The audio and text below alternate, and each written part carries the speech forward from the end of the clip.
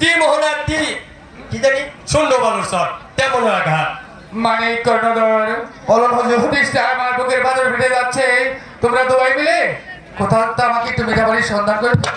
কর্ণধর কও কাকা। আসবার সময় হুজুরের জন্য সাত ভাণ্ড ভরে মিষ্টি জল নিয়ে এসেছি, ওখান থেকে এক গ্লাস মিষ্টি জল এনে হুজুরকে দাও। বেশ আমি তাই দিচ্ছি ও মানিক ভাই সর্বনাশ হয়ে গেছে মানিক ভাই কি হয়েছে?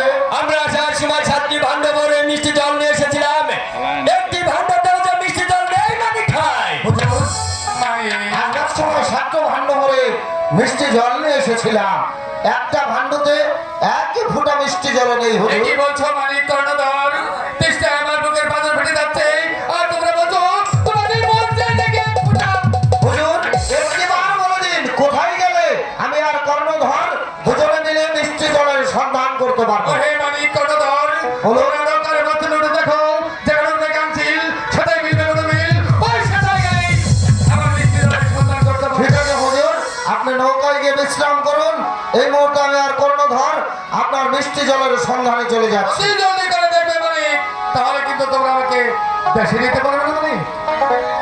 দেশে নিয়ে যাবো হুজুর আপনাদের মরা তা ধুয়ে যাম না এই কারণ মরা তো ভাই, কর্ণধর।